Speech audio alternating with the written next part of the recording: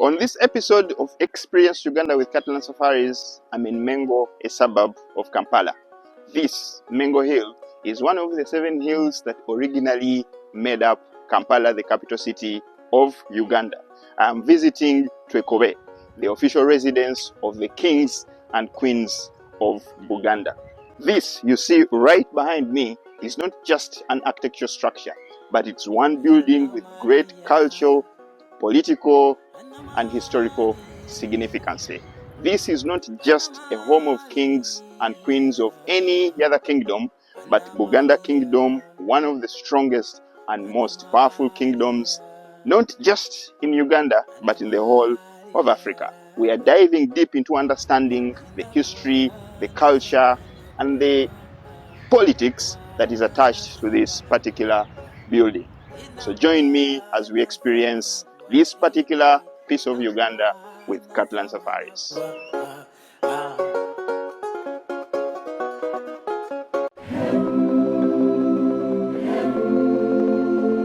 On top of Mengo Hill stands Twekobe, the royal enclosure of the Kingdom of Buganda, a sign of togetherness and unity. Today we go behind these walls to uncover a story of royal splendor, a tragic fall, and a kingdom that refused to die.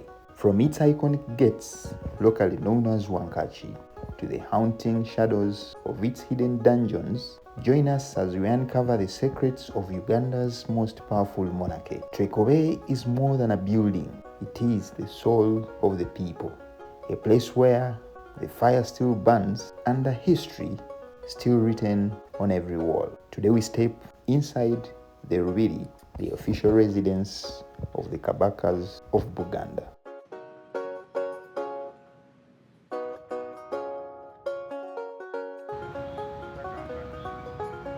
I'm on a journey to explore one of the most architectural buildings in the whole country. I'm visiting Twekobe, the royal palace of the kings of Buganda.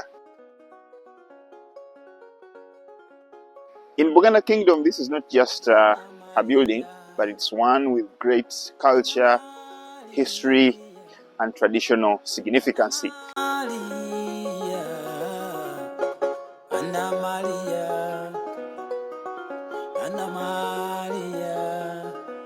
Right now, I'm at the main entrance of the Mengo Royal Palace. The main gate to the entrance of the Royal Palace in Mengo is also locally referred to as Wankachi. This isn't just an entrance, it is a sacred threshold where history and tradition collide. Right here at the gate, the Choto Gombolola, the perpetual fire, is kept burning day and night, signaling to the rest of the world that the Kabaka is on his throne. Guarded by royal clans, this gate is a pulse of the kingdom. It welcomes the king and his subjects into a world of ancient Buganda majesty. It is where your journey into the heart of Buganda truly begins. So let's go in.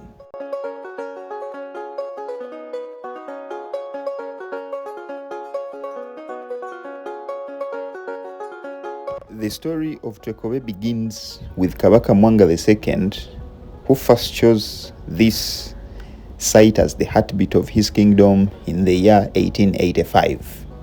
In those early days, the palace was a collection of traditional reed and thatch structures, buzzing with the life of a sovereign nation.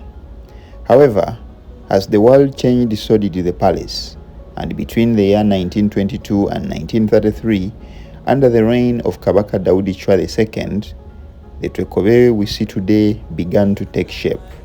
This modern colonial-style architecture replaced the grass-thatched huts, signaling a new era for Buganda Kingdom, one that balanced deep-rooted tradition with the changing modern world. So once again, this is Hilary, your guide from Cattle and Safaris. I'm joined by one Michael Bugembe, who is the senior guide at this particular palace, Twekobe, we are visiting. So Michael is going to take us deep into understanding information about this particular palace. So Michael, Yes, brother. How are you doing today? Just doing good, man. Yeah, so you can say hello to our viewers on our YouTube channel, and then we can pick it. Hello to all the viewers of Cattle Safaris. I'm here as Bugebe Michael, the site guide, the Mengo Palace. So this palace is really too iconic. Okay. Because when you come to Uganda and you don't visit this palace, we normally say it was not a visit for the entire city tour. So it's a must, guys, the viewers. If you get time to come to Uganda, try to visit the palace. Okay. So this palace is really too historical.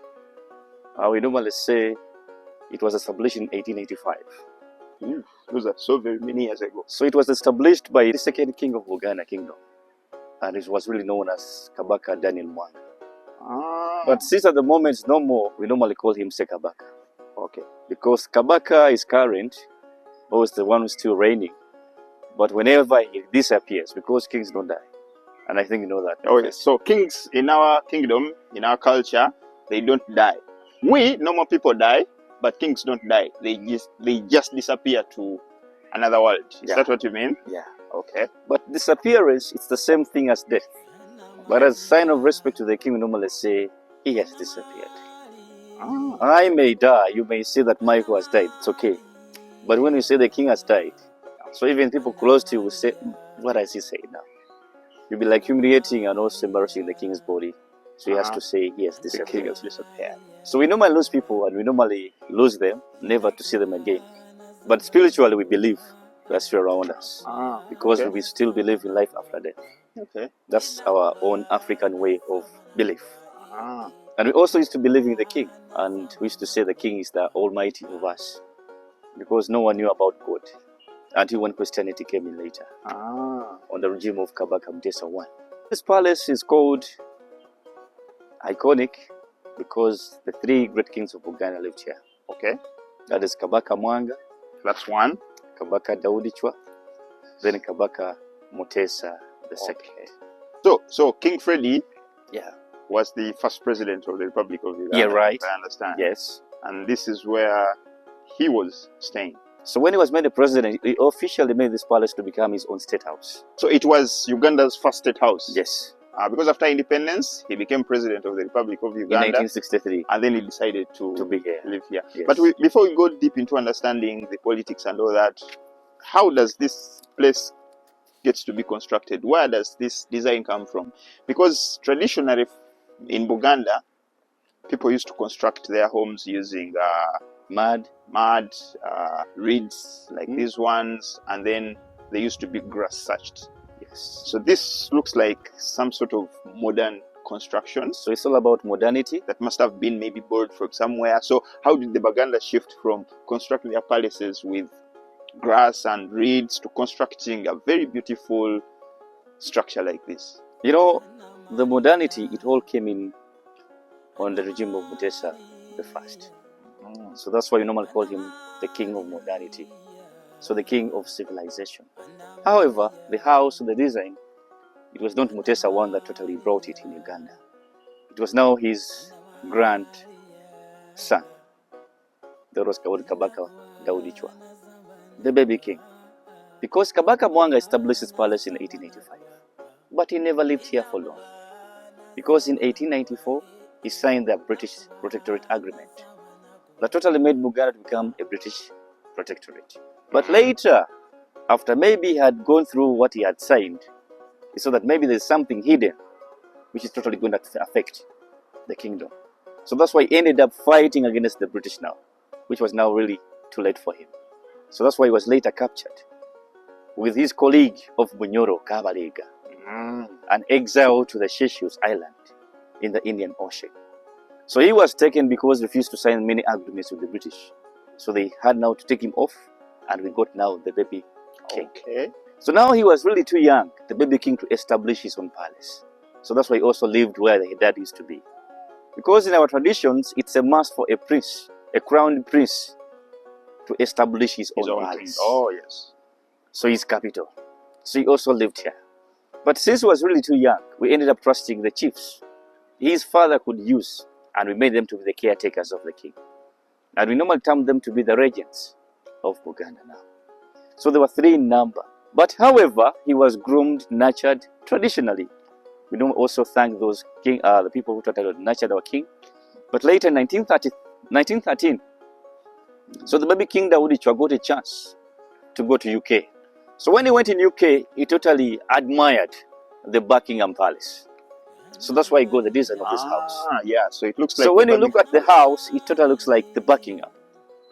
So even though it's not the same size with the Buckingham Palace, so the Buckingham Palace is, I think, like 5 times bigger than this house. But that's where the design came from. So whatever modern thing that he admired in UK, he brought it.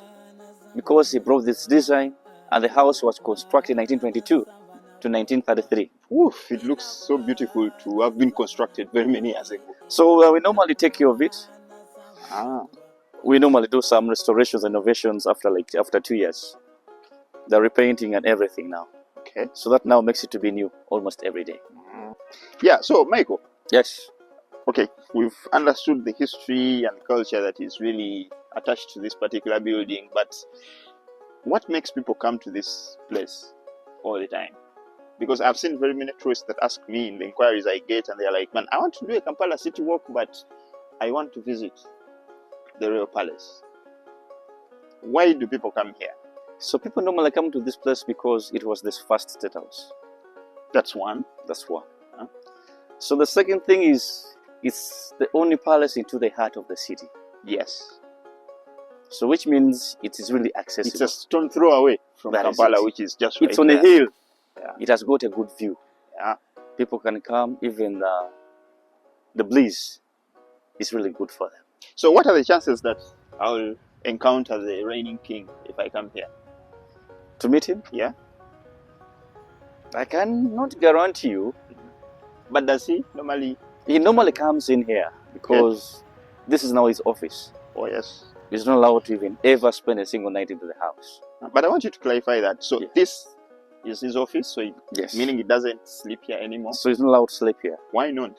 Because it's this. So it's called the official palace because it's his workplace. Yes. His office. So he has this for an office. Yes. So why is it that? Why doesn't he sleep here anymore? So he's not sleeping here because historically we had a political crisis. Okay. That was on 24th May 1966. So it was through a political conflict between Dr. Apollo Obote, the Prime Minister of Uganda, and our King Sir Edward Mutesa, to the first president of Uganda. Okay. So when they had a conflict, so they ended up fighting each other. And the person who totally helped Obote to fight against the king was Idi Amin Dada, because he was totally promised a good position in his government. So that's why it was in that attack, many people died. In our traditions, we don't allow our king to ever spend a night in the place where was bloodshed. Okay. So that's why he's never allowed even to go for a funeral. Even though he loses his wife, his kids, he's not allowed to do that. It's really too shameful to see a lion shedding tears and the king's alive. So that's why he has to stay Buganda indoors. Kingdom. He has to stay indoors. Even though he sheds tears in the house, it's okay.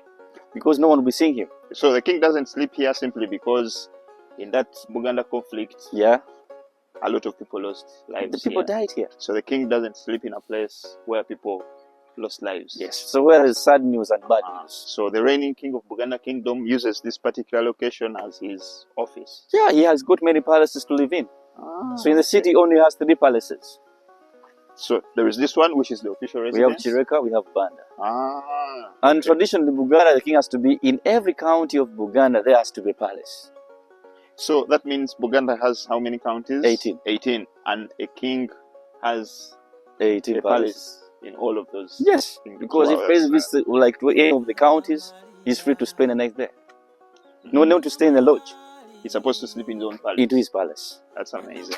For decades, Twekobe stood as a symbol of pride, but the winds of political change in Uganda took a dark turn.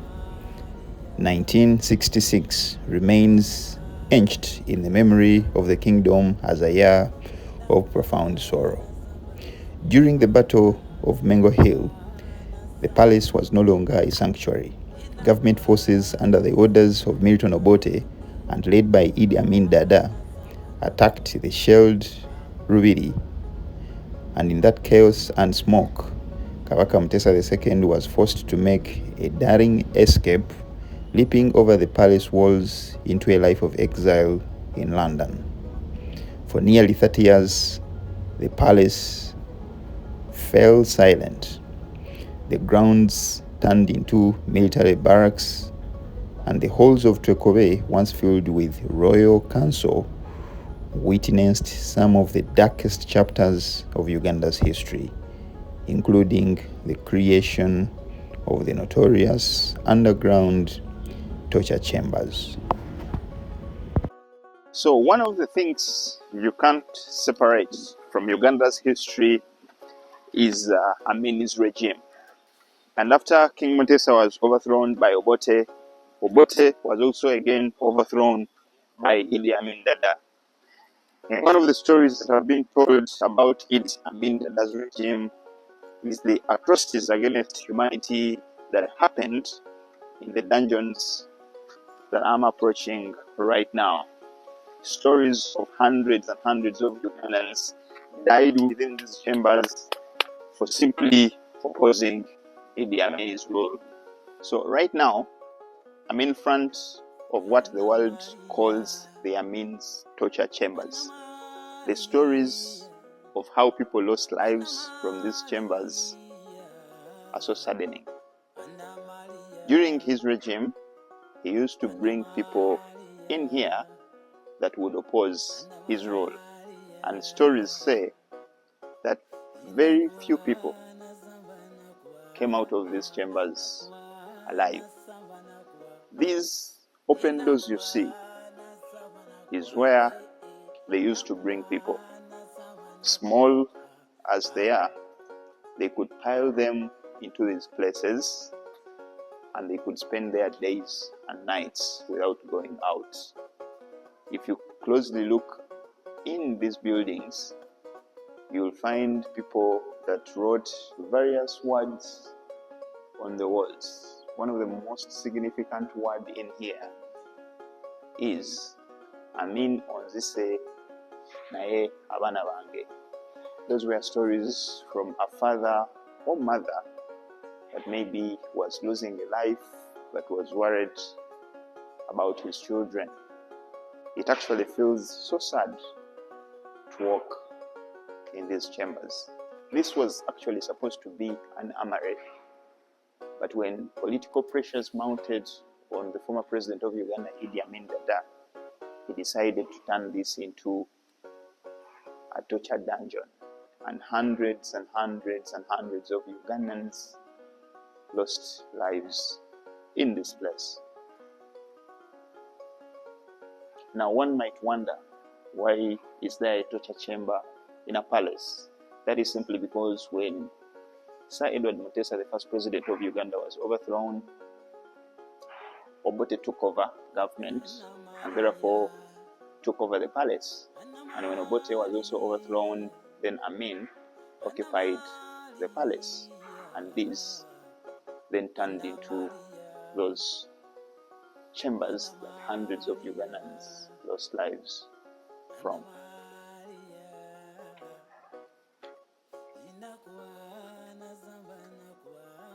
In 1993, a new dawn broke over Buganda.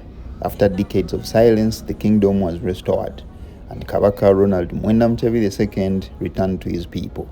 A massive restoration followed, scrubbing away the scars of the war. The white walls of Twekobe gleamed once more, and Namulondo, the royal throne, returned to its rightful home. Today, the palace is a living monument of resiliency, a place of ceremony and unity, proving that while buildings may fall, the spirit of a people can never be destroyed. So we finally come to the end of this episode of Experience Uganda with Cardinal Faris, visiting the Royal Palace in Mengo. For me, trips like these ones are not just mere trips, but they give me the opportunity to reflect onto this country's past, be able to understand the present, and also determine how the future looks like. Thank you very much for following these episodes. We hope to see you again very soon, visiting yet another incredible place. It could be tracking mountain gorillas, it could be dancing with a certain culture across this beautiful country. We just want you to subscribe and hit that bell button and wait for yet another episode. Thank you very much. See you very soon.